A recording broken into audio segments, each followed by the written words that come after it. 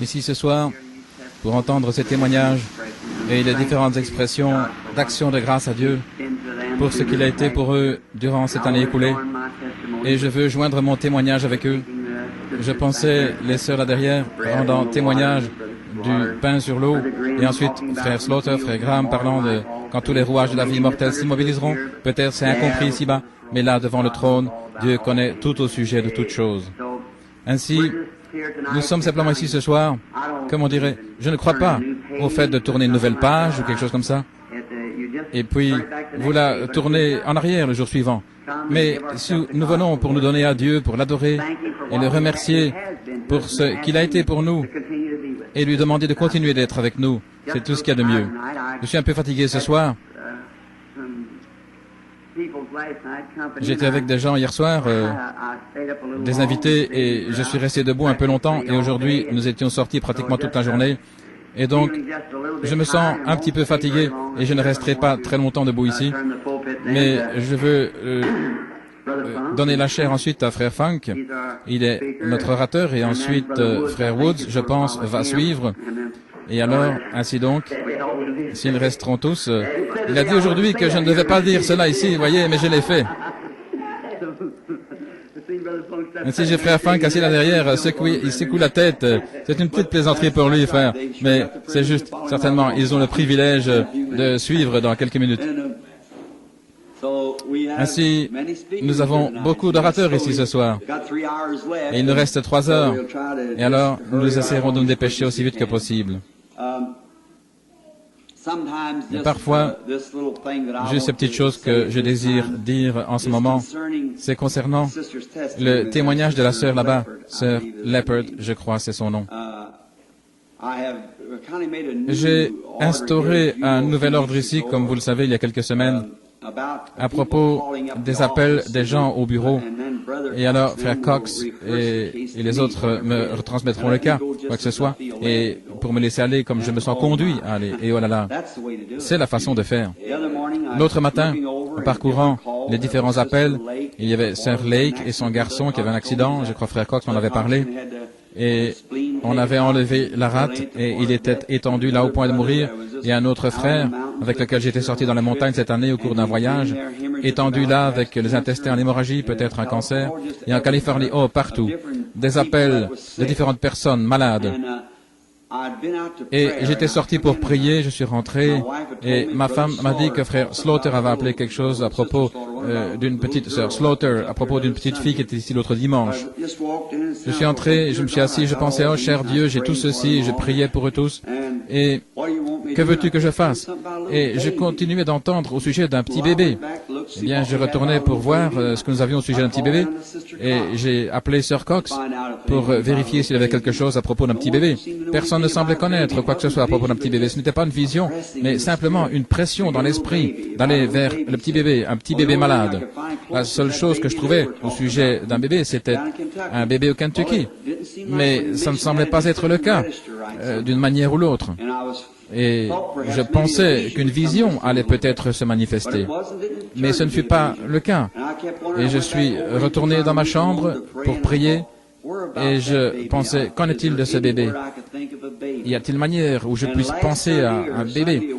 Et dimanche passé ou dimanche d'avant, j'étais assis là et une petite fille est venue derrière moi me murmurer à l'oreille, « Priez pour ma petite sœur, un bébé. » C'était une petite fille, Leopard. Elle est peut-être ici ce soir, je ne sais pas, une petite gamine, une belle petite fille. Je me suis retourné et j'ai dit, « Très bien, ma petite chérie, comme ça. » Ainsi, j'ai incliné la tête et j'ai commencé à prier pour le bébé. Et puis j'avais oublié. Et aussitôt, à ce moment-là que c'est revenu à la pensée, quelque chose est arrivé. Je savais alors que c'était Dieu. Alors, j'ai été demandé à Meda où ils habitaient. Elle ne savait pas exactement. Ainsi, nous avons regardé dans l'annuaire pour avoir son numéro. Et j'ai dit qu'ils avaient un bébé malade il y a une semaine ou une dizaine de jours. Un bébé malade. Et il y avait quelque chose à ce sujet. Regardez. Et j'ai téléphoné là-bas et personne ne répondait. J'ai appelé Madame Cox ensuite et j'ai eu la dame ici, sa mère. Ainsi, j'ai téléphoné à la maman et je lui ai dit ce qu'il en était. Elle est peut-être ici. Je suis désolé de ne pas reconnaître cette femme. Je connais peut-être son visage. Elle m'a dit que le bébé était à l'hôpital dans un état sérieux et qu'il recevait une transfusion sanguine à ce moment-là. J'ai dit, sœur, je ne sais pas, je ne peux pas dire que c'est une vision maintenant parce que ce n'est pas le cas, mais il y a quelque chose en moi qui me pousse vers ce bébé. Il semble, j'ai simplement ce bébé devant moi. J'ai dit que je n'allais pas aller maintenant, car il faut tout un temps pour faire la transfusion. Je crois qu'ils la font dans la tête, donc je sais que c'est très douloureux. J'ai simplement attendu et j'ai prié pour le bébé et je me suis préparé. Je pensais, c'est l'endroit où le Seigneur me conduit. Puis je me suis précipité à l'hôpital et j'ai demandé pour voir le bébé. Ils m'ont envoyé là où se trouvait le bébé. Et dans la chambre, j'ai rencontré la mère qui est ici maintenant. Et elle m'a dit que sa maman l'avait contactée 1 heure auparavant, quelque chose comme cela, pour lui dire que le Seigneur me poussait à aller vers ce bébé. Et quand elle est retournée vers le lit, le bébé était en train de rire et de gigoter. Je suis arrivé là et le petit gars était simplement en train de se démener, de rire, de boire son biberon tout aussi normalement que n'importe quel enfant. J'ai simplement posé la main sur le petit gars, vous voyez, et je l'ai béni et puis je suis sorti et j'ai entendu la mère dire il y a quelques instants qu'il l'avait ramené à la maison. C'était hier quand c'est arrivé et aujourd'hui le bébé est à la maison en bonne santé. Ça, c'est mieux que 100 appels que je ferai moi-même. Rester tranquillement devant le Seigneur afin qu'il puisse simplement dire où aller et chaque fois c'est parfait. C'est le Seigneur qui conduit. Les gens disent venez ici frère Branham, où allez là. Ça vous met dans une telle agitation vers celui-ci, celui-là, et que Dieu ne peut pas vous parler. Si vous voulez seulement vous asseoir et dire je te remercie Seigneur, déposer ça devant le Seigneur, que veux-tu que je fasse, tu sais que je suis ton serviteur. Voyez, le Seigneur, sachant que j'irai là, aussitôt qu'il a parlé à mon cœur, il a guéri le bébé avant même que j'y arrive. C'est vrai, voyez. Oui, monsieur. Voyez, ce n'était pas moi qui suis allé là. Maintenant, vous dites, qu'est-ce que c'était, frère Branham? Voyez, nous avons des dons dans le corps de Christ. Alors, le Saint-Esprit lui-même, sachant ce que c'était, l'intercession là-bas, le Saint-Esprit me pressait vers ce bébé. Et aussitôt que j'ai prié pour le bébé, à la maison même, et je suis allé vers le bébé, car c'était pour accomplir ce qu'il a dit, le Saint-Esprit faisant des intercessions là, sur les choses que nous ne pouvons même pas comprendre. Voyez, n'est-il pas merveilleux? Je vous le dis, mes amis, ce soir, j'ai tellement de choses au sujet desquelles être reconnaissant. Je ne sais simplement pas comment commencer, et je n'essaierai même pas. Je ne sais pas, je vais simplement lire quelques paroles ici dans les Écritures et parler sur elles pendant quelques minutes, le Seigneur voulant. Mais d'abord, je désire exprimer ma gratitude à Jésus-Christ, le Fils de Dieu, qui m'a sauvé et m'a lavé dans son propre sang et m'a donné cette grande et glorieuse espérance qu'un jour je le verrai face à face. Et je ne me tiendrai pas là en condamnation parce que son sang m'a déjà racheté. Et je suis racheté ce soir par le sang du Seigneur Jésus-Christ. Et ce qu'il m'a donné, d'être concitoyen du même royaume auquel vous allez tous, et ensemble, nous sommes co-héritiers avec lui dans la gloire. Quelle chose merveilleuse! Et j'étais assis hier soir, parlant à quelques personnes qui sont présentes maintenant, et aujourd'hui, là, en dessous de, vers Élisabeth, chez un frère où nous étions assis à table, en train de dîner aujourd'hui, et nous parlions des faits fondamentaux ou de l'évangile fondamental que nous avons et quelle réalité, au-delà de toute ombre de doute, nous n'avons pas de place du tout pour un quelconque doute. Ce tabernacle et ses gens, ses membres et les gens de Jeffersonville et des environs se tiendront au jugement. Si nous ne sommes pas sauvés, nous nous tiendrons absolument sans excuse. Il y a quelque temps, comme jeune prédicateur, quand est venu mon premier éveil, je l'avais tenu ici au coin, là où il y avait un projet de construction, dans une tente. J'ai baptisé un groupe là-bas au fleuve ce dimanche après-midi, quand l'ange du Seigneur fit sa première apparition en public, en confirmation du message que je devais annoncer. Et c'était une lumière qui est descendue du ciel qui se tenait là. Il y a peut-être dans ce tabernacle, ce soir, des gens qui étaient là et qui ont vu cette lumière. Et je commençais à l'annoncer, ainsi de suite, et vous connaissez tous l'histoire. comment elle s'est déroulée. Et les gens pouvaient s'en éloigner en disant parfois, c'est de l'imagination, et quitter la réunion. Ou des gens pouvaient le voir, ils s'en allaient en disant, j'ai vu cela. Et les autres disaient, eh bien moi je ne l'ai pas vu. Bien sûr, naturellement, Dieu laisse voir qui il veut. Quand les mages suivaient l'étoile, il n'y avait pas un point dans l'histoire ou l'observatoire ou rien. On observait même l'heure par les étoiles, mais personne n'avait vu cette étoile sauf les mages. Vous voyez, c'est vrai, parce qu'ils s'y attendaient. Ils attendaient de la voir, et elle les guida jusqu'au Christ. Et pourtant, elle est passée au-dessus de chaque observatoire, tandis que les gens regardaient dans les cieux pour dire les heures et ainsi de suite. Mais personne ne vit cela sauf les mages, car c'était destiné pour eux de le voir. Et si Dieu vous destine à voir quelque chose, vous le verrez. Élie se tenait là à Dothan à l'époque, et il regardait, et les serviteurs regardaient, ils disaient, oh regarde, les Assyriens avaient leur camp tout autour, et il a dit, il y en a plus avec nous qu'il y en a avec eux. Il regarda autour, il ne pouvait rien voir. Il n'y avait que Élie qui était debout là. Alors il dit, oh, ouvre les yeux de ce jeune homme, Seigneur. Et alors, avec les mêmes yeux, quand il ouvrit les yeux, autour de ce prophète se tenaient des chariots de feu et des chevaux de feu. Vous voyez, c'est quelque part, et nous savons que sa présence est avec ses enfants qui croient. Je parlais, ma femme était assise dans la chambre et nous parlions de cette même lumière où cela est venu et où on a pris sa photo. Et simplement en se référant ce soir à ce phénomène, je crois qu'au moins une, deux ou trois personnes, je pense, se trouvent maintenant dans le bâtiment. David, là derrière, frère Woods et sœur Woods, étaient à Houston, au Texas, quand Dieu a permis qu'elle soit prise. Maintenant, si vous leviez et que vous regardiez à cet ange en train de tournoyer, il y a beaucoup d'entre vous qui n'ont jamais vu cela. Voyez, cette lumière, une colonne de feu qui conduisit les enfants d'Israël, qui vint dans les prisons avec Pierre et le délivra de la prison, ce même ange du Seigneur. Et la voici, après toutes ces centaines, oui, des milliers d'années, elle est encore ici avec nous maintenant. Voyez, on a pris sa photo, se tenant là où j'étais. Non pas pour moi, mais pour l'Église, pour le corps des croyants, voyez-vous, c'est pour tout le monde. Maintenant, remarquez. Je crois que c'était réellement une colonne de feu qui a conduit les enfants d'Israël. Une colonne de feu. Et je crois réellement que cette lumière est venue dans la prison où Pierre se trouvait. Ne croyez-vous pas ce témoignage? Je le crois de tout mon cœur. Plus que je crois que mon nom est William Branham. Je crois cela, voyez. Je crois cette histoire. Mais cependant, nous avons une preuve plus stricte et fondamentale que cela.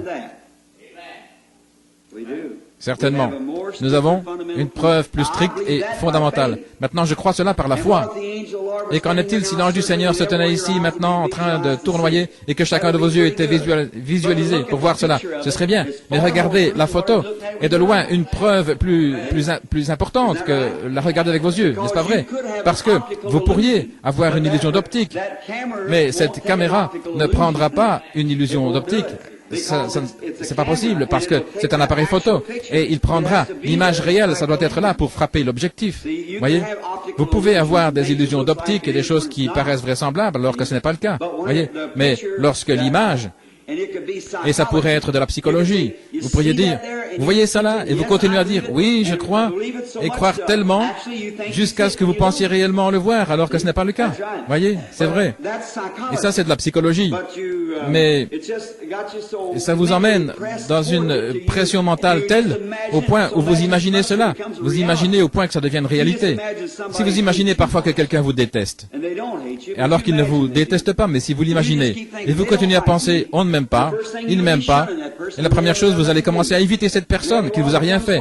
Et après un temps, ça devient une telle réalité, au point où vous croyez réellement que cette personne ne vous aime pas, et il se pourrait que vous les expulsiez dehors, et qu'ils vous disent quelque chose, par exemple, votre femme, votre mari, un voisin, alors que la personne est absolument innocente de tout mal. C'est parce que vous avez simplement imaginé cela au point où ça est devenu une réalité pour vous. Voyez-vous ce que je veux dire? Mais en réalité, lorsqu'une photo est prise, ça doit être là. Ainsi, ce soir, nous avons enduré, comme frère Graham l'a exprimé il y a un instant, de grands nombres de hauts et de bas dans l'Église. Nous avons traversé beaucoup de dangers, de labeurs, de pièges, qui ont été attribués différemment, disant que Nous étions médiocres, de saints comédiens, et toutes sortes de noms, et ainsi de suite comme cela.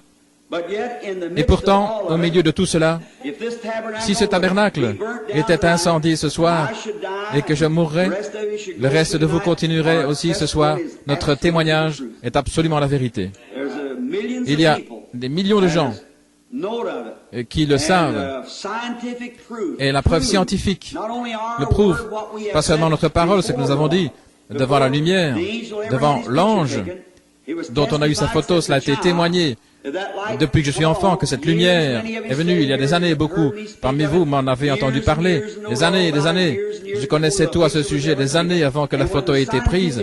Et quand le monde scientifique en a pris la photo, c'était exactement la même chose au sujet duquel nous avions témoigné. Cela montre que vous dites la vérité. C'est absolument la vérité. Ainsi ce soir, je suis si reconnaissant de savoir que le grand Jéhovah Dieu, qui autrefois avait rugi du mont Sinaï, qui autrefois s'est tenu sur la montagne et a enseigné les béatitudes, et a ressuscité les morts, il est ressuscité, il est au milieu de nous ce soir.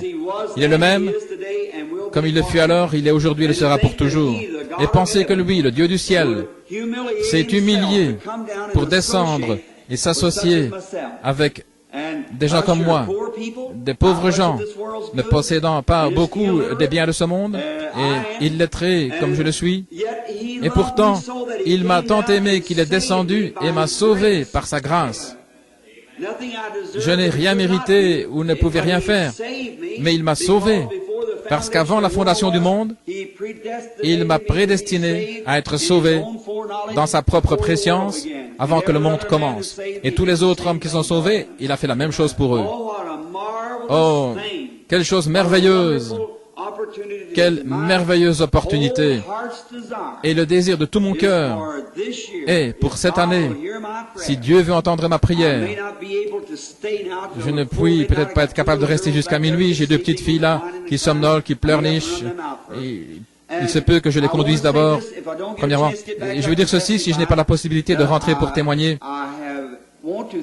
c'est que je veux remercier chacun de vous pour votre prière que vous avez faite cette année pour moi. Si jamais vous me laissez tomber, je suis fini. C'est comme si vous me souteniez debout dans la prière. C'est ainsi que je persévère dans la bataille. Et je vous aime, comme l'a dit un frère il y a quelques instants, de tout mon cœur. Je n'arrive pas à venir ici comme je le devrais, je n'arrive pas à voir les gens et leur rendre service comme je le désire, comme c'est le désir de mon cœur. Mais je suis juste un être humain et je suis beaucoup limité à certaines heures et certaines forces et ainsi de suite. Mais avec l'aide de Dieu, s'il m'aide, cette année, je désire que ce soit l'année la plus grande que j'ai jamais eue dans ma vie. J'ai maintenant, par la grâce de Dieu, gagné plus d'un demi-million d'âmes à Christ et j'espère cette année en faire un bon million, Dieu voulant. Naturellement, si Dieu le veut, je vais commencer à nouveau à partir des pays étrangers, aussitôt que nous sommes financièrement capables de le faire, et ainsi de suite, et entrer dans d'autres pays par là où nous pouvons gagner autant de milliers en une fois. Et je sais que le jour est proche. Les heures sont passées, les lumières du soir sont là, les amis, et je désire faire tout ce que je peux, car c'est l'unique moment que vous et moi serons jamais des êtres mortels. C'est l'unique moment où nous n'aurons jamais le privilège dans toute l'éternité de gagner quelqu'un à Christ. Faisons-le. Tout ce que nous pouvons faire, mettons chaque heure, dans la mesure de notre possibilité, à sa gloire. C'est mon intention pour cette année qui vient. Et avec l'aide de Dieu et vos prières, j'y arriverai. Ainsi, priez pour moi. Et maintenant, inclinons la tête un moment pour l'ouverture de la parole. Père, c'est ta parole éternelle posée ici devant moi.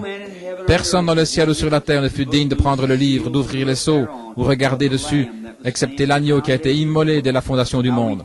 Maintenant, nous l'invoquons. Et si nous avons trouvé grâce à tes yeux, nous prions, ô agneau de Dieu, que tu prennes ces quelques instants maintenant, tandis que nous tournons les pages de ta parole, et que tu puisses l'ouvrir à nos cœurs, car nous le demandons dans le nom de Jésus. Amen.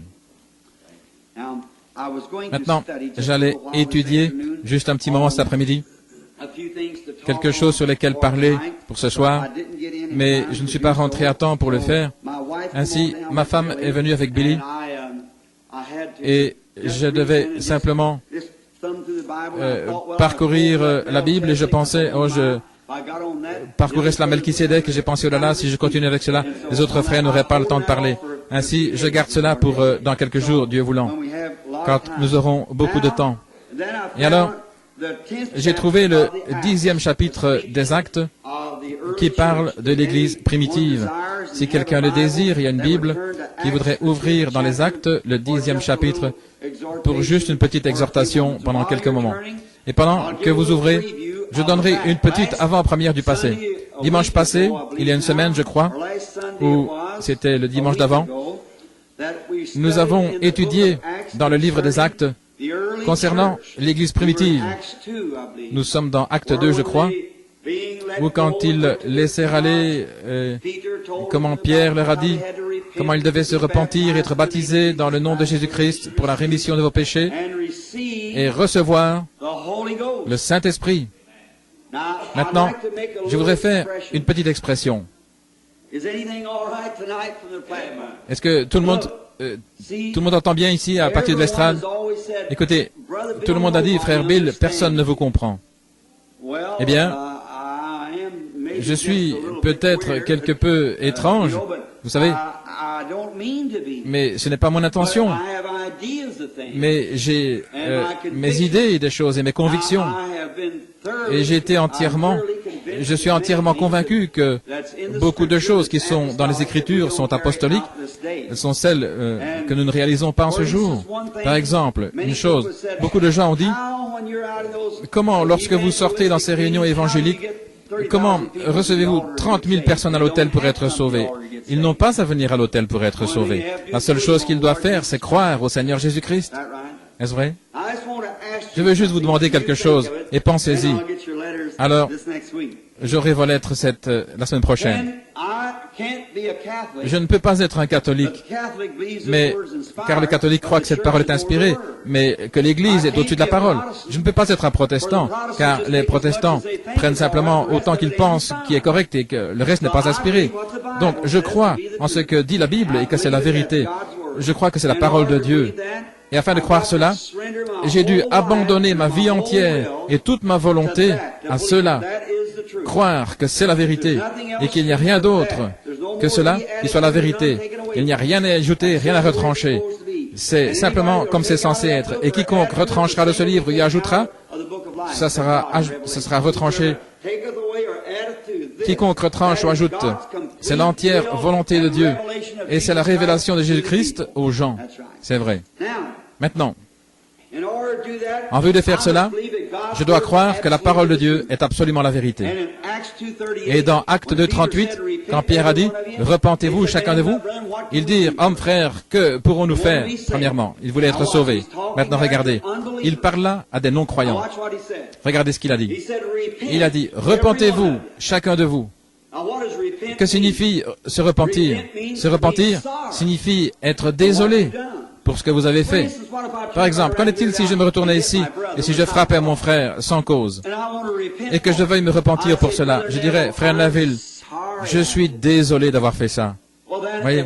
Eh bien alors, si je dis, je suis désolé et que je fais cela du fond de mon cœur, je suis repentant. Et si je suis désolé pour mes péchés et que je demande à Dieu de me pardonner, je suis repentant, n'est-ce pas vrai? Très bien. Pierre a dit, repentez-vous ou soyez désolés pour vos péchés. Et ensuite, soyez baptisés dans le nom de Jésus-Christ pour la rémission de vos péchés. Et vous recevrez le don du Saint-Esprit. Est-ce vrai? Très bien.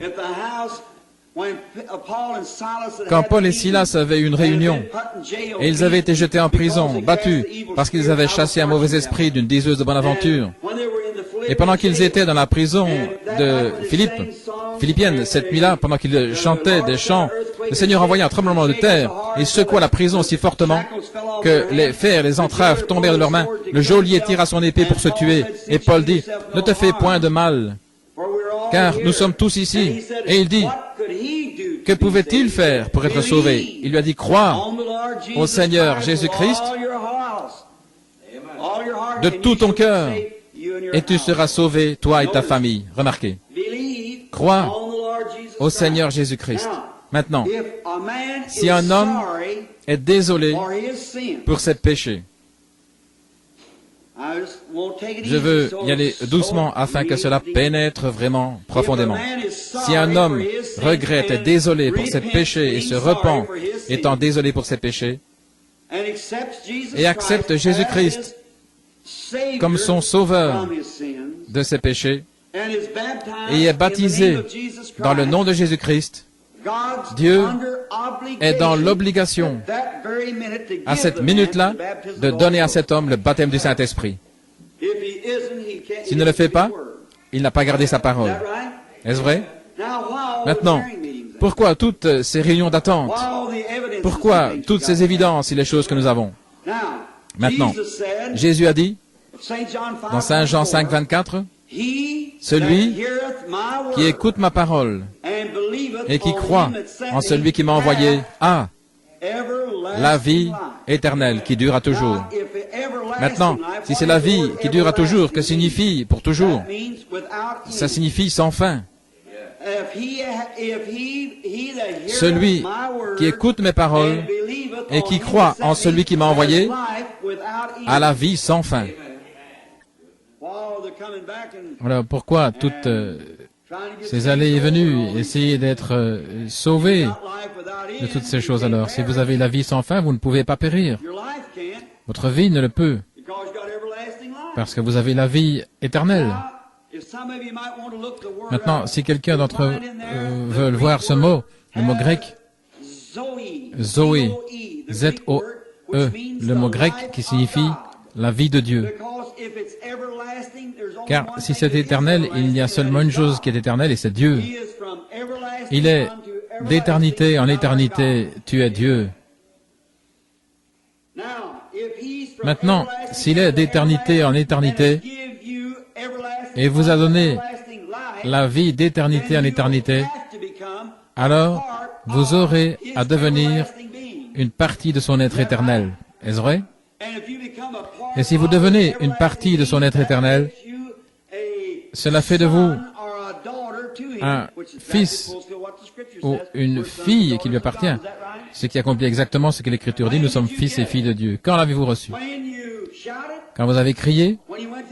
Quand vous êtes allé à l'autel? Quand vous avez parlé en langue? Quand vous avez cru? Nous baptisons tellement de personnes qui ne croient pas. Nous entendons beaucoup qui parlent en langue, mais qui ne croient pas. Nous les avons façonnés à des évidences, formés, nous les avons disposés. Quand vous faites ceci, vous l'avez. Il n'y a rien dans la Bible, nulle part dans la Bible, vous pouvez fixer un homme en disant, parce qu'il a fait ceci, c'est un chrétien. Il est un chrétien parce qu'il croit, et sa propre vie porte le fruit de l'esprit. Peu importe ce qu'il fait, voyez.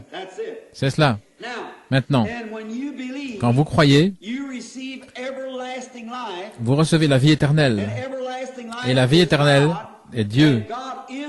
Et Dieu est le Saint-Esprit. Est-ce vrai?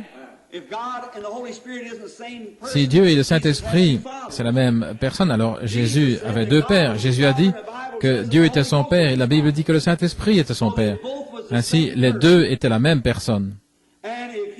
Et si vous recevez Dieu, la vie éternelle en vous, alors qu'avez-vous reçu? Voilà ce que je veux savoir. Vous saisissez l'idée? Nous sommes tellement pleins de théories. L'Église, parce qu'elle est devenue une dénomination. Cette dénomination trouve ceci, on croit en ceci, on a fait une dénomination, et on ne peut plus avancer plus loin. C'est cela, mais l'Église de Dieu avance constamment. Elle s'éloigne et laisse les dénominations se former. Elle s'écarta de Luther, elle s'est écartée des méthodistes, elle s'est écartée des baptistes, des presbytériens, et elle s'est écartée des pentecôtistes, certainement.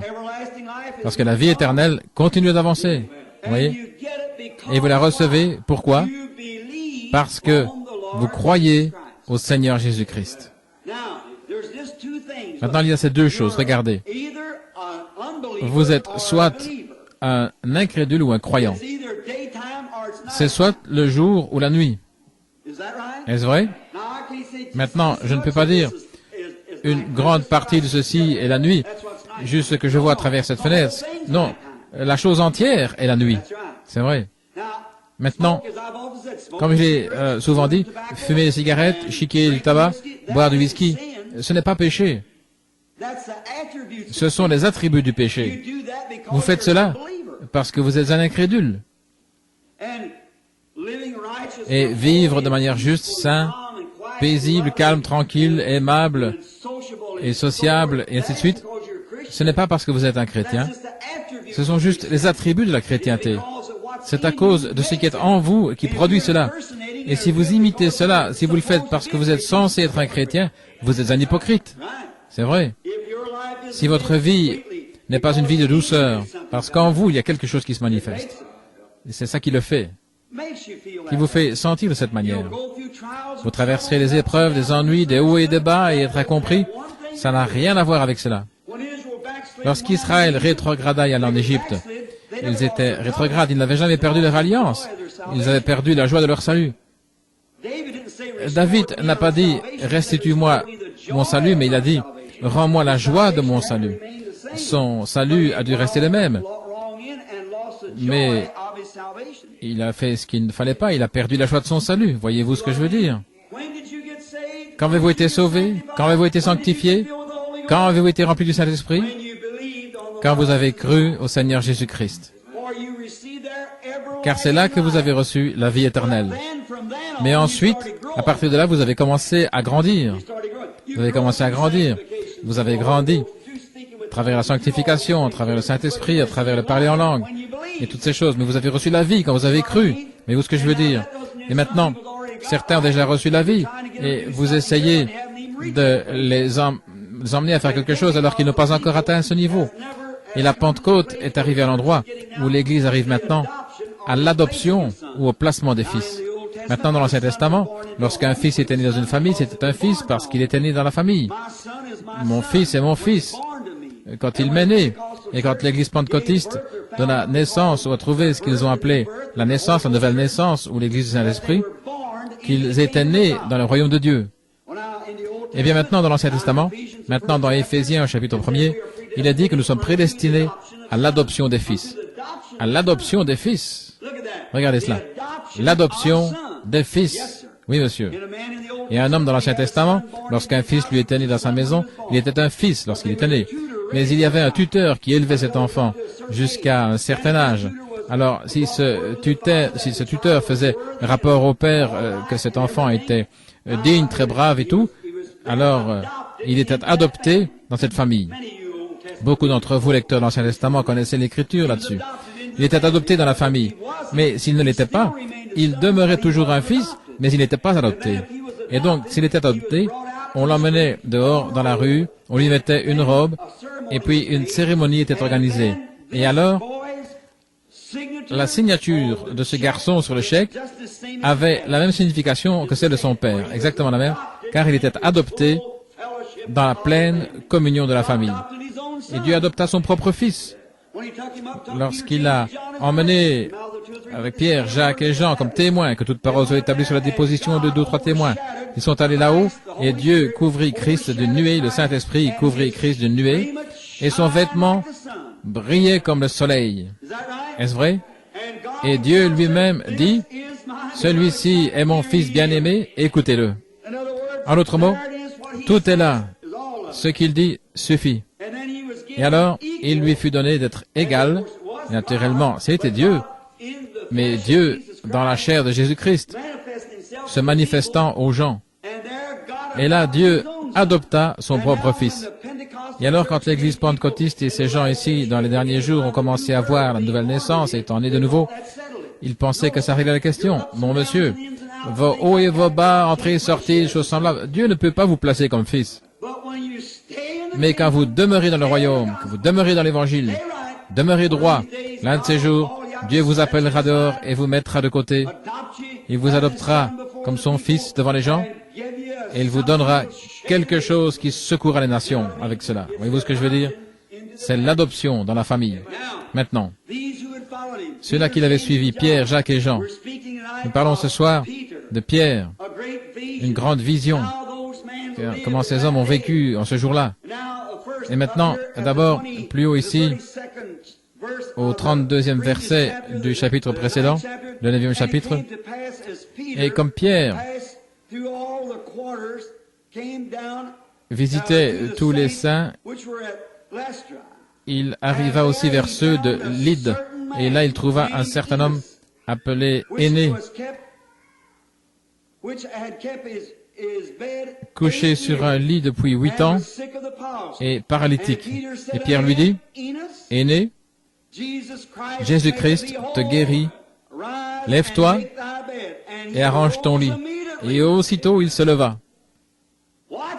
Remarquez cela. Voyez ce qui arriva. Et tous les habitants de Lydde et du Saron, remarquez ici, tous se convertirent au Seigneur. Parce qu'un homme qui avait la paralysie fut guéri, toute la contrée se convertit au Seigneur. Car un homme avait été guéri d'une paralysie.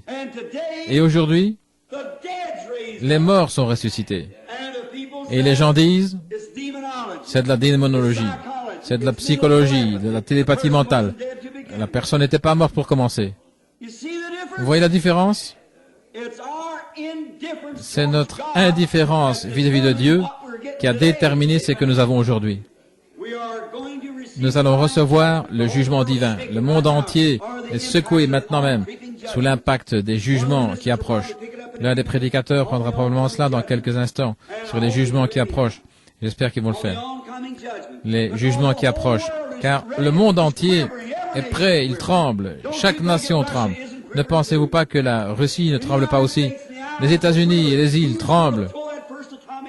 Qui va jeter la première bombe atomique? À ce moment-là, ça va tout détruire. Une bombe à cobalt, qu'en est-il si cela est libéré? Il ne restera plus une mouche ou un insecte sur la face de la terre. Et dès lors, entre les mains des hommes méchants, pécheurs, destinés à l'enfer, et votre destination de ce séjour terrestre, j'ai dit le séjour terrestre, est confié aux mains des hommes méchants et pécheurs. Il ferait mieux de veiller où est engagée la destination de votre âme. Si elle n'est pas engagée vers le ciel et vers Dieu, tournez-vous ce soir avec tout votre cœur et ne laissez pas la vieille année s'écouler sans vous tourner vers Dieu, car votre destination terrestre est déterminée par les mains des hommes méchants, cruels, froids de cœur et athées. Et c'est là qu'est déterminé votre corps. Quoi qu'on veuille faire à propos de cela maintenant, ça vous achèvera. Que Dieu ait pitié. Et Dieu, dans sa tendre miséricorde, envoie des signes, des prodiges, des miracles et tout, il prêche l'évangile, et les gens s'en détournent constamment. Alors comment pouvez-vous vous attendre à autre chose qu'au jugement? Vous devez le recevoir. Et un homme étant guéri de la paralysie, toute la contrée s'est tournée vers Christ. Alors qu'ici nous avons des rois, des potentats, des monarques, des gens du Congrès, et tous les autres, avec leurs afflictions, leurs maladies, et la mort disparue, et on les voit revenir à nouveau à la vie, et les nations, la nation méprise et ridiculise cela. Oh frère, que nous reste-t-il si ce n'est le jugement? S'il n'y a jamais eu un temps où Dieu a réveillé son peuple, c'est bien aujourd'hui. Pour cette année qui vient, puisse Dieu oindre ses prédicateurs comme des flammes de feu, car vous êtes dans les derniers jours, les temps de la fin. Regardez ici, ce même homme est descendu, il y avait une fille nommée Tabitha, qui signifie Dorcas, qui mourut lorsqu'elle était là-bas. Et Pierre était monté à Joppé, on envoya le chercher, on l'y amena, il entra là, elle était étendue, un cadavre, il fit sortir tout le monde, il se mit à genoux, il pria, ayant terminé, il s'avança, la prit par la main et la fit se lever. Et elle fut rétablie, elle était en vie. Regardez ce qui est arrivé. Et il arriva juste avant cela, et cela fut connu dans tout Joppé, et beaucoup crurent au Seigneur. Beaucoup ont cru. Et aujourd'hui, on dirait, je doute fort qu'elle ait été morte. Elle était juste dans le coma, ou quelque chose comme ça.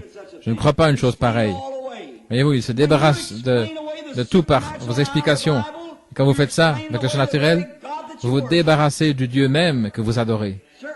Certainement. Il est le Dieu surnaturel. Très bien. Maintenant, arrêtez ces apôtres, frères.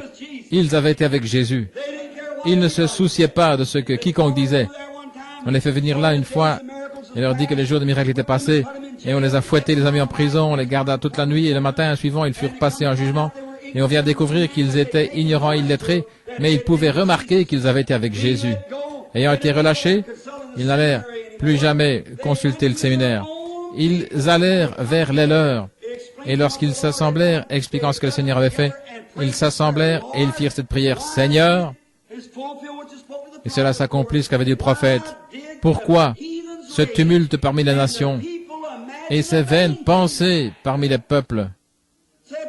En disant, vraiment, donne-nous la puissance en étant dans la main de ton saint enfant Jésus pour guérir les malades, que des signes et des prodiges s'accomplissent. Et pendant que ces gens priaient d'un commun accord, le bâtiment trembla là où ils étaient assemblés. Ce dont nous avons besoin ce soir, c'est d'une réunion de prière dans l'unité où nous nous lions tellement ensemble d'un cœur et d'un commun accord et faire une prière comme cela. Alors nous aurons un autre moment de tremblement. Amen. Remarquez, Pierre, autrefois, celui qui avait renié le Seigneur, autrefois, celui qui ne croyait pas en lui, ou qui l'avait renié et qui alla pleurer amèrement, il s'est repenti. Maintenant, il a reçu le Saint-Esprit. Écoutez-le prêcher. Et il y avait à Césarée un homme nommé Corneille, un centurion dans la cohorte italienne. Cet homme était pieux, il craignait Dieu avec toute sa maison. Et il faisait beaucoup d'aumônes au peuple.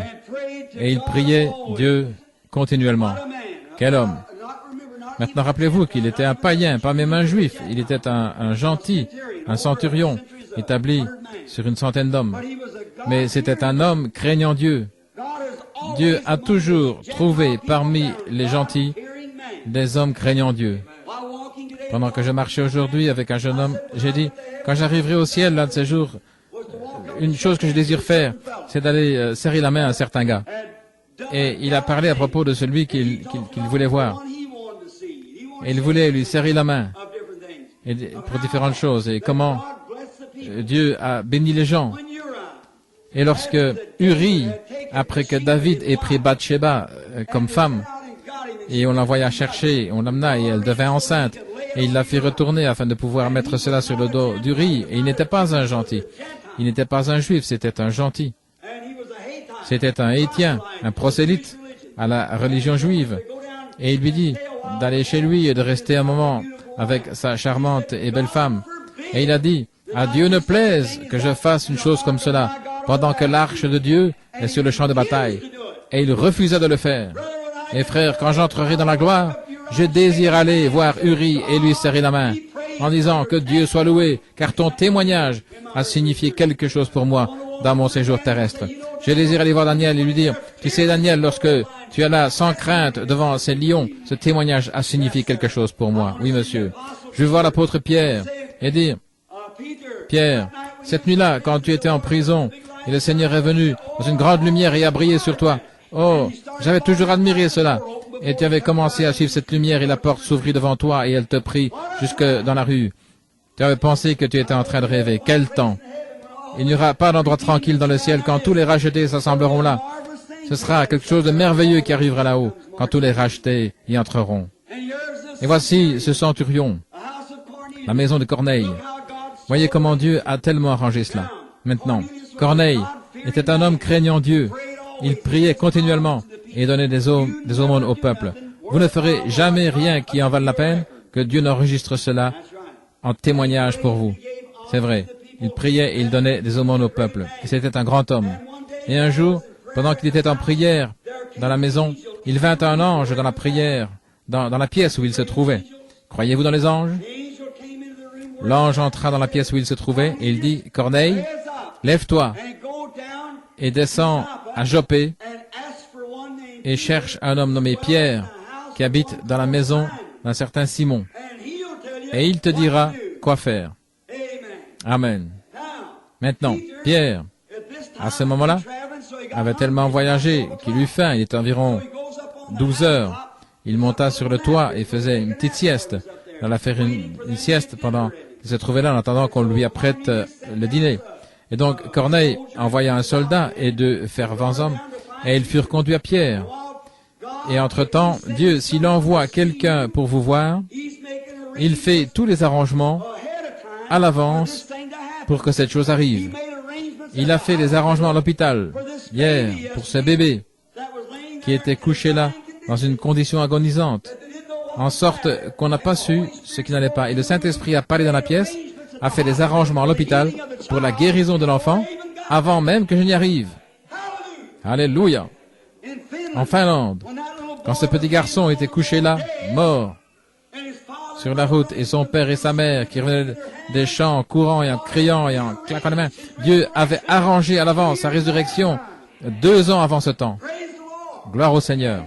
Et ce soir, pendant que nous sommes ici dans cette église et que nous endurons les choses comme nous l'avons, Dieu a préarrangé notre résurrection. À un jour glorieux, il viendra.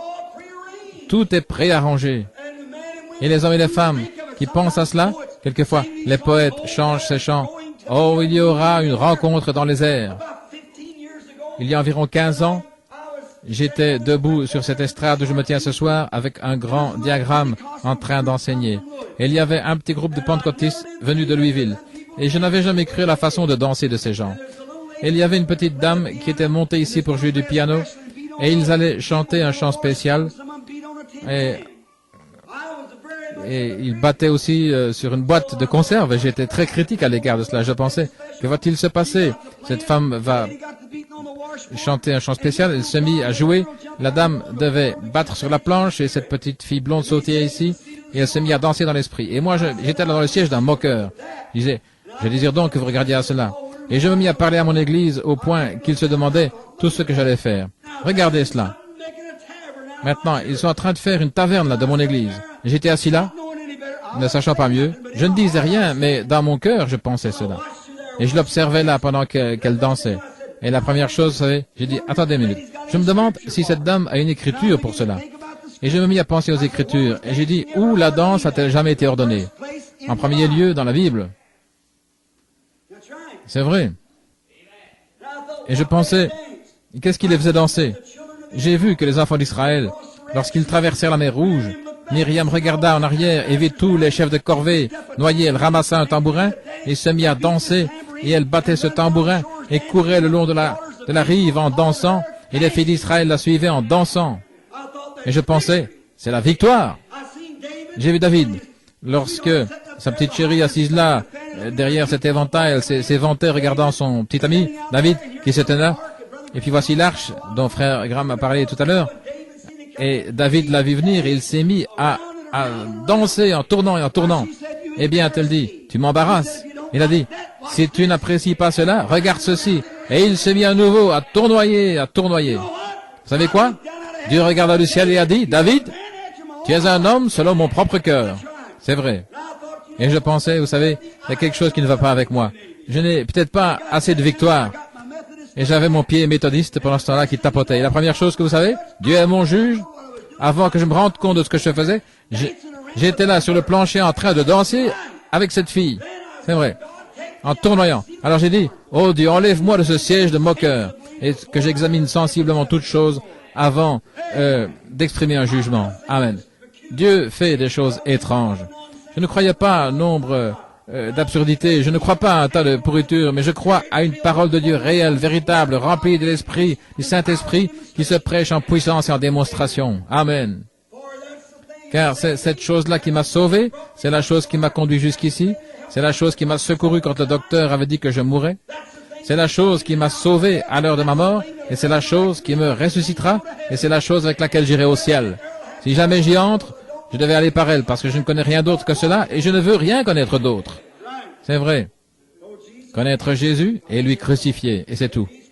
S'il est crucifié, alors cela crucifie ma chair avec la sienne, et je suis mort aux choses du monde.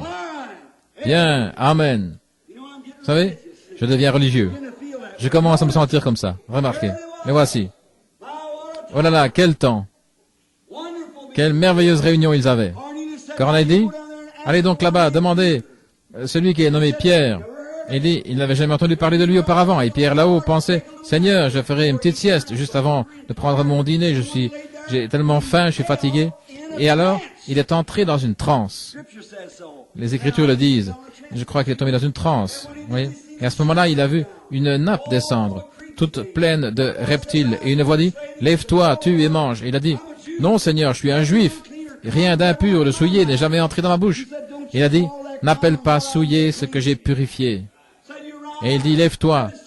Il y a quelqu'un qui t'attend à la porte. Va de l'avant, ne doute de rien, suis-le. Amen. Maintenant, Pierre, avec ses manières un petit peu béates, vous savez, il avait, comme que dirait, un certain prestige parmi les gens. S'il devait veiller sur ce qu'il mangeait, c'était un juif. Il avait été élevé un rigoureux presbytérien, vous savez, quelque chose comme cela. Il devait veiller sur ce qu'il faisait à cause de son église. Ainsi le Seigneur dit, suis ces gentils, ne prête aucune attention à ce qui se fait ou quoi que ce soit. Et lorsqu'il est dans la maison de Corneille, sur le champ, Corneille rassembla tous les siens. Et il lui raconta comment il avait vu l'ange. Et il dit, et donc, Pierre, j'ai envoyé te chercher. Et lorsque Pierre se mit debout là, et commença à prêcher, alors que Pierre prononçait ces mots, le Saint-Esprit descendit sur eux. Et ils furent tous remplis du Saint-Esprit, et ils se mirent à prophétiser et à parler en langue. Ils passèrent un temps merveilleux. Et il dit, peut-on refuser l'eau? Ceux-ci ont reçu le Saint-Esprit avant qu'ils soient baptisés. Et il ordonna qu'ils soient baptisés au nom du Seigneur Jésus. Et Pierre resta quelques jours avec eux. Ça, c'est l'Église apostolique, avançant dans l'esprit, partout où Dieu ordonnait. Pierre se passa de son dîner. Pierre descendit pour suivre le Seigneur. Et si Dieu peut prendre un homme ou une femme aujourd'hui, dans ce tabernacle ou ailleurs, qui ne prêtera aucune attention à ce qui se passe autour de lui, mais qui se soumettra au Seigneur comme une unité individuelle, Dieu conduira le même homme aujourd'hui qu'il le conduit alors. Il prouve qu'il est avec nous. Ce dont nous avons besoin aujourd'hui, c'est une vie humble et soumise. Soumettez-vous, ne vous rétractez pas, ne faites rien, que vous dirigez droit avec le Saint-Esprit. Ce que l'Esprit dit de faire, faites-le rapidement. Ne dites pas, eh bien, j'attendrai pour découvrir ce qu'est ceci et cela. Ce que le Saint-Esprit dit de faire, allez le faire. Et si je n'étais pas allé en Finlande quand le Saint-Esprit m'a appelé là? Et si je n'étais pas allé à l'hôpital hier, où ce petit bébé était là, agonisant? Si je n'étais pas allé? L'obéissance vaut mieux que le sacrifice. Faites ce que le Saint-Esprit dit de faire. Ce dont nous avons besoin ce soir, c'est de nous libérer de toutes nos vieilles petites idées étreignantes et laisser le Saint-Esprit vous être enseigné. Si vous savez ce qui est bien et ce qui est mal, mais ce que vous avez besoin ce soir, c'est d'un gros paquet d'amour de Dieu déversé dans votre cœur, toutes les différences étant enlevées, enterrez cela avec la vieille année, tandis qu'elle s'écoule, et commençons une nouvelle vie, un nouveau commencement. Si vous êtes déjà né dans le royaume de Dieu, vous avez déjà reçu le Saint-Esprit en vous. La seule chose que vous avez à faire, c'est de vous libérer de ces choses du monde qui vous retiennent. Dites, rejetons tout fardeau et le péché qui nous enveloppe si facilement, et courons avec patience la vie, la course qui est placée devant nous. Hébreux, 12e chapitre. Rejetez les fardeaux. Pourriez-vous imaginer les mages venant voir Jésus? Je prendrai juste un petit drame pour un moment. Je peux voir trois mages. Disons qu'ils étaient trois. Jim, John et George. Disons que c'était leur nom. Ils étaient venus voir Jésus. Et je peux les voir tous s'apprêter pour partir. Nous prendrons ce gars, Jim. C'est un homme. Tout à fait. Il court vers sa femme et lui dit, « Ma femme, tu sais quoi? J'ai vu l'étoile, donc je dois m'en aller. » Et ainsi, il alla faire ses bagages pour s'en aller. C'est ce qui ne va pas avec les gens aujourd'hui. Ils essaient de faire leurs bagages pour devenir chrétiens. S'il y a quelque chose dont vous avez besoin, c'est de défaire les paquets pour devenir un chrétien. Il y a trop de choses qui sont accrochées. Non, dit-il maintenant, tu sais quoi? Je ne pourrai pas avancer à moins que je prenne ma table de jeu. Ainsi, il accroche ça sur le chameau. Tu sais, les autres garçons n'apprécieraient pas que j'aille si je n'ai pas avec moi ma table de jeu. Et toutes ces autres vieilles petites choses qui vous retiennent. Vous avez une petite boîte d'égoïsme que vous avez accrochée aussi. Et vous devez accrocher un peu de commérage, un peu de médisance, un peu de ceci. Et vous accrochez tout ça sur le chameau. La première chose que vous voyez, il bondit, le vieux chameau, il dit, allons, allons-y. Et le vieux chameau peut à peine bouger. Tellement écrasé qu'il devient presque bancal. et vous tracassez, vous plaignez toujours de votre église que vous fréquentez. Peut-être que c'est parce que vous êtes si chargé qu'elle ne peut marcher. Voilà le problème. Vous avez besoin de vous décharger, nettoyer, purifier et vous mettre en ordre. Amen. Qu'est-ce qui ne va pas avec moi? Remarquez. Voilà ce qu'il y a. Je peux voir les autres aller, avancer. Et la première chose que vous savez, il descendit et regarda à nouveau cette étoile. Et la première chose, il se mit à jeter les tables d'un côté et les colis de l'autre. Il a dit, où vas-tu, John? Et il dit, je rejette tout fardeau qui m'enveloppe si facilement, afin que je cours cette course avec patience. Car étroite est la porte et resserré le chemin, et il y en a peu qui les trouvent. Il y a uniquement de la place que pour vous et Jésus, personne ne peut y aller. Amen. Personne d'autre ne peut passer. Je peux l'entendre dire, eh bien, tu oublies ta boussole. Je n'ai pas besoin de boussole. Tu oublies ton diplôme de séminaire. Tu oublies tes services de baccalauréat et toutes ces choses que tu accroches. Et il dit, écoute, je n'ai plus besoin de boussole. Comment veux-tu aller alors? Il montra du doigt l'étoile et il dit, je suis la voie que Dieu a pourvue. Dieu a pourvu que je suive l'étoile. Elle m'emmènera à Christ. Et la nuit, nous n'avons pas besoin de grandes, longues instructions et tout ceci. Nous voulons suivre la voie pourvue par Dieu. Et la voie pourvue par Dieu pour aujourd'hui est le baptême du Saint-Esprit. Et tous ceux qui sont conduits par le Saint-Esprit sont fils de Dieu. Cela vous mènera à votre destination. Mettez de côté les fardeaux. Mettez de côté toute autre chose. Retournons au jour apostolique.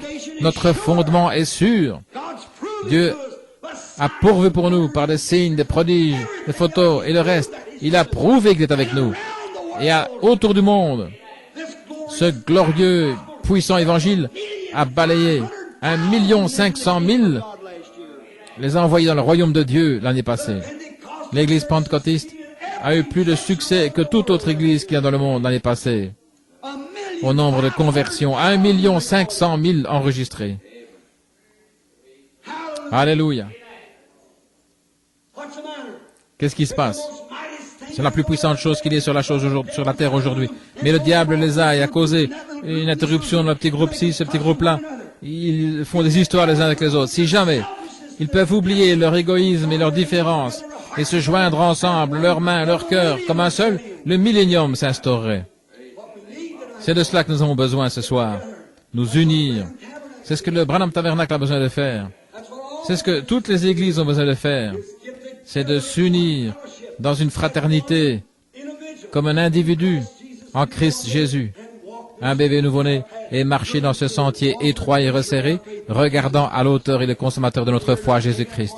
Regardez ici, je ne dis pas ceci pour élever notre tabernacle et ses doctrines, mais je dis ceci, mes amis, allez voir dans le monde où vous voulez. Et nous disons ceci, pas en nous vantant, mais regardez ce que Dieu Tout-Puissant a fait pour cette petite église. Regardez en arrière et voyez, si vous voulez, juste à partir de cette église ici, est parti ce grand réveil qui a balayé le monde entier. C'est vrai. Regardez et voyez si ce n'est pas ainsi. Dieu est avec nous. Dans son amour et sa miséricorde, voyez comment il nous guérit quand nous sommes malades. Regardez les cas de cancer aveugles, sourds, muets et le reste qu'il guérit parmi nous partout. Ensuite, il nous a tant aimés pour descendre et donner une preuve scientifique pour mettre son approbation sur l'Église. Il s'est laissé photographier avec nous. Amen. Où les critiques auront à fermer leur bouche et se retiendront pour dire, nous ne pouvons rien dire de cela. Amen. Je suis si content ce soir que je sois l'un d'entre eux. Je suis si content d'être un chrétien.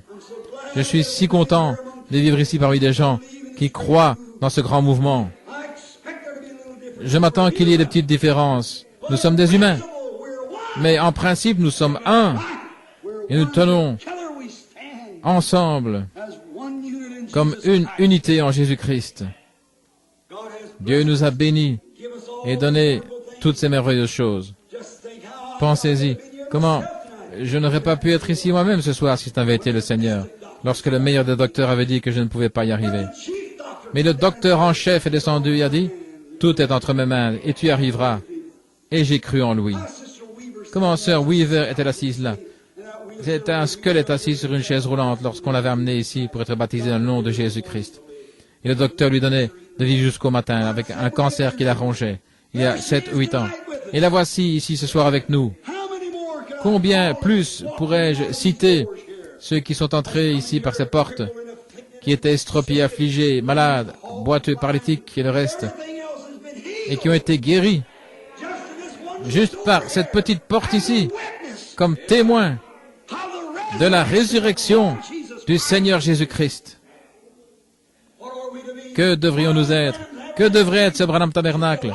Ça devrait être un phare qui est placé dans l'un des endroits les plus sombres du monde, Jeffersonville. Si jamais il y avait un endroit qui avait besoin de l'Évangile, c'est bien Jeffersonville. C'est vrai. Mais que peut-il sortir de bon de Nazareth? Il a dit, viens et vois. C'est vrai. Des endroits les plus sombres. Nous n'avons pas besoin de lumière pendant le jour, nous avons besoin lorsqu'il fait sombre. C'est là que Dieu envoie la lumière, dans les endroits sombres. C'est très difficile. C'est facile d'aller là où tout se passe paisiblement. Mais là où c'est difficile, des endroits rudes, des endroits accidentés, dois-je être transporté au ciel sur un lit de fleurs et de facilité, pendant que les autres ont combattu pour remporter le prix à travers des mers sanglantes, pendant qu'ici les gens se coupent les cheveux en quatre avec ces différences, 140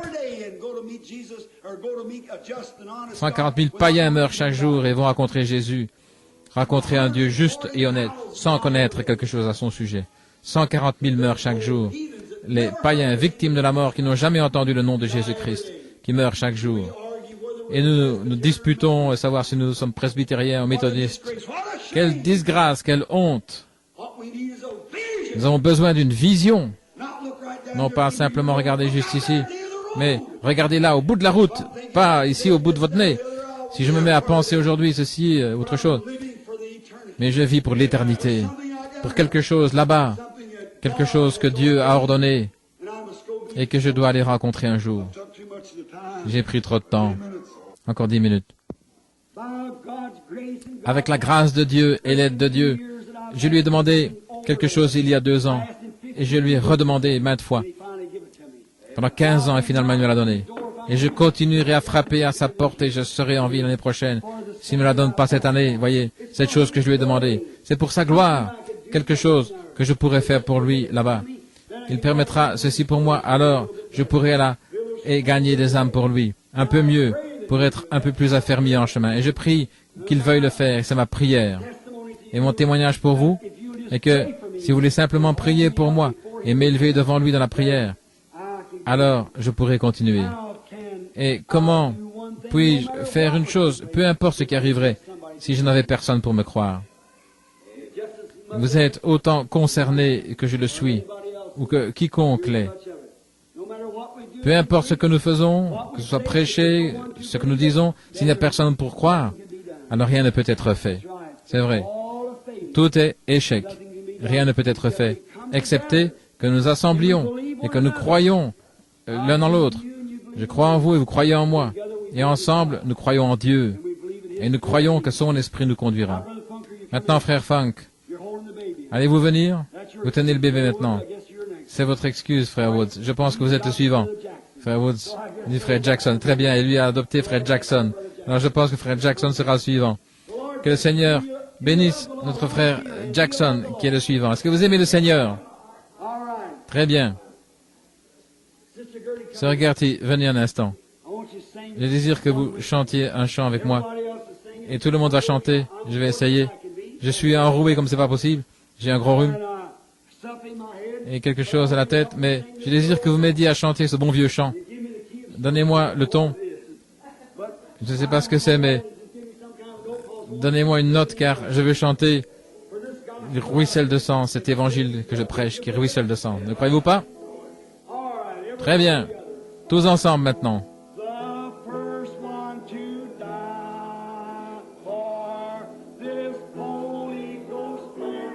Le premier à mourir pour ce plan du Saint-Esprit fut Jean-Baptiste. Mais il mourut comme un homme. Ensuite vint le Seigneur Jésus. Ils le crucifièrent. Il prêcha que l'Esprit sauverait les hommes du péché. Il continue à ruisseler de sang, oui. Il ruisselle de sang. Cet évangile du Saint-Esprit, il ruisselle de sang. le sang des disciples qui moururent pour la vérité, cet évangile du Saint-Esprit, il ruisselle de sang. Ensuite, ils ont lapidé Étienne. Il prêcha contre le péché. Il les rendit si furieux qu'ils le lapidèrent. Mais il mourut dans l'esprit et il rendit l'âme. Et il alla rejoindre les autres, cet hôte qui donne la vie. Il ruisselle de sang. Oui, il ruisselle de sang. Cet évangile du Saint-Esprit, il ruisselle de sang.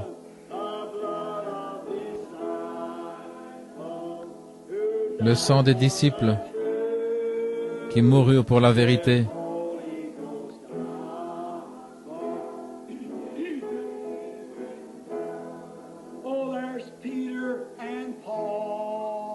Il y a Pierre et Paul et Jean le divin. Ils donnèrent leur vie afin que cet évangile puisse briller. Ils mêlèrent leur sang comme les prophètes d'autrefois, afin que la vraie parole de Dieu puisse sincèrement être annoncée. Il continue à ruisseler de sang, oui, il ruisselle de sang. Cet évangile du Saint-Esprit ruisselle de sang. Le sang des disciples qui moururent pour la vérité. Cet évangile du Saint-Esprit continue à ruisseler de sang. Écoutez ceci maintenant. Il y a des âmes sous l'autel qui crient combien de temps pour que le Seigneur punisse ceux qui ont fait le mal.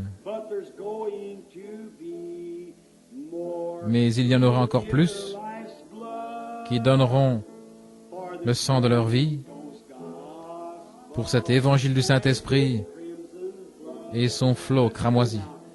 Levons-nous maintenant. Il ruisselle de sang. Oui. Il ruisselle de sang. Cet évangile du Saint-Esprit, il ruisselle de sang. Le sang des disciples qui sont morts pour la vérité. Cet évangile du Saint-Esprit ruisselle de sang. N'êtes-vous pas content d'être l'un d'entre eux? Quel genre d'évangile?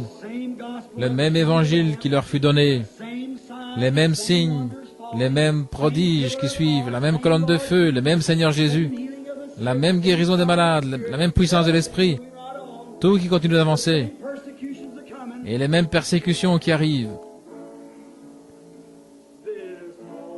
Cet évangile du Saint-Esprit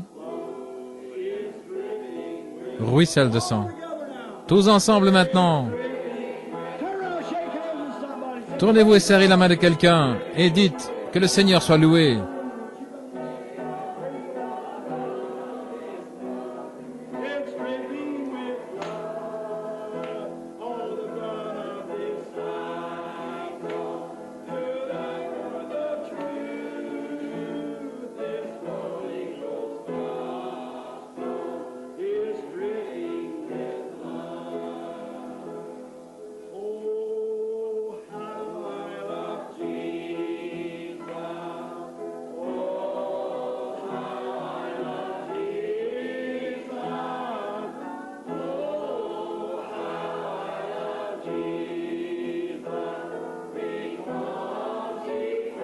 Combien j'aime Jésus, parce qu'il m'a aimé le premier. Chantons un peu plus fort. Levez vos mains.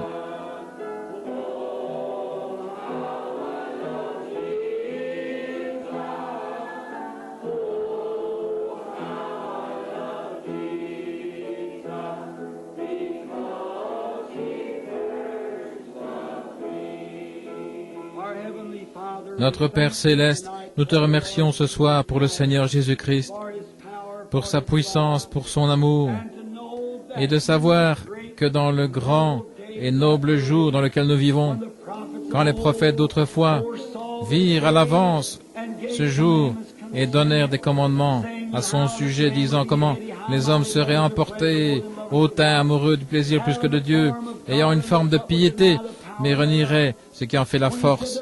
Quand il a dit qu'il y aurait des moqueurs dans les derniers jours, et ils se moqueraient et ridiculiseraient, nous vivons là-dedans, Père.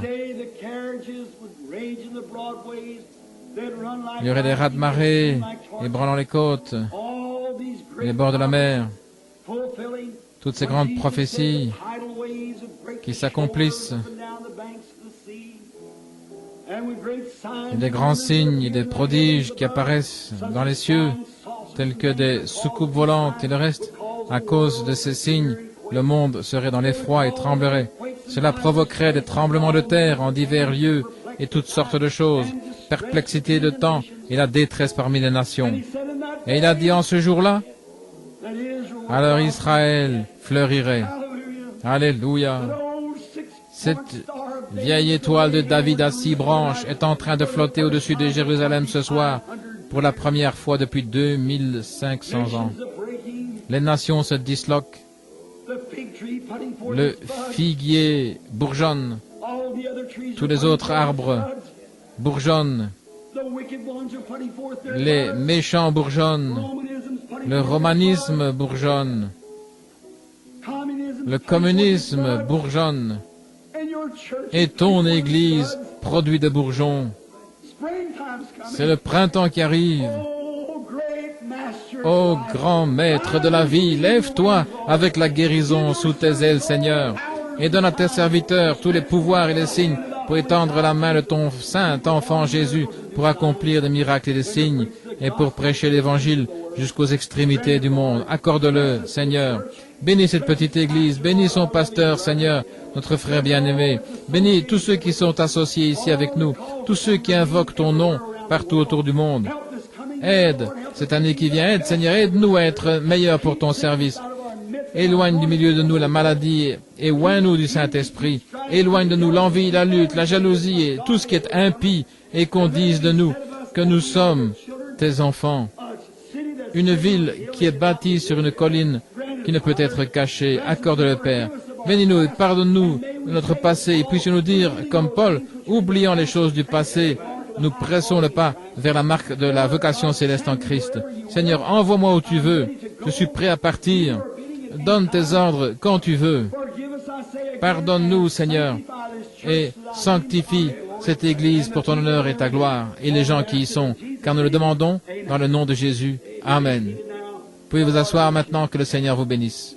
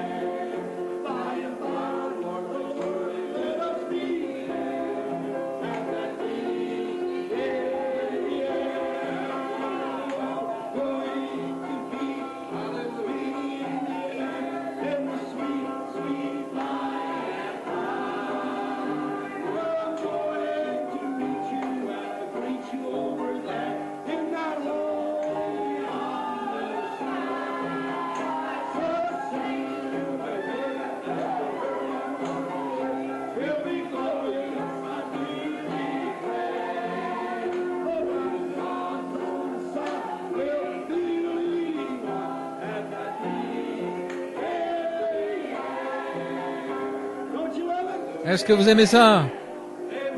Oh là là. Il y en a un que je veux rencontrer par-dessus tout, c'est Jésus.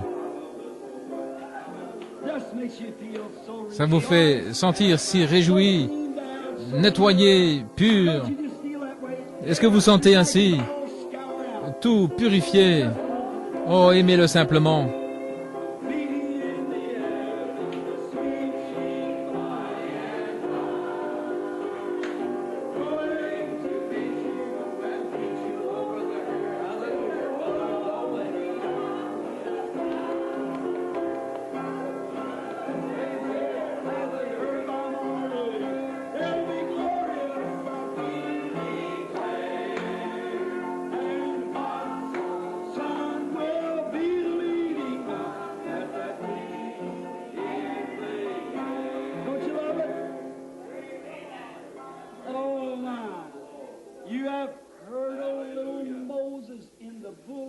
Vous avez entendu parler de Moïse dans les roseaux et de David sans crainte, avec sa fronde.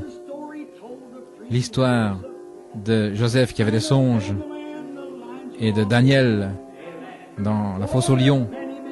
Il y en a beaucoup d'autres dans la Bible. Et j'ai envie de les rencontrer tous, je vous le dis.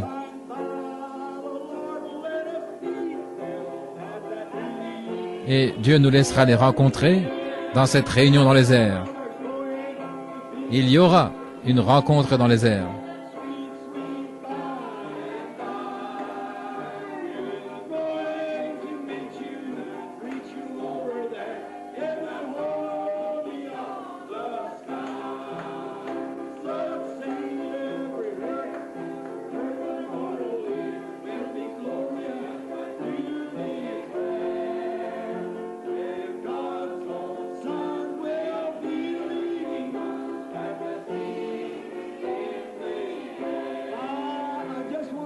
Oh, je veux simplement être là, et pas vous. Combien disent par la grâce de Dieu, je veux être là. Par la grâce de Dieu.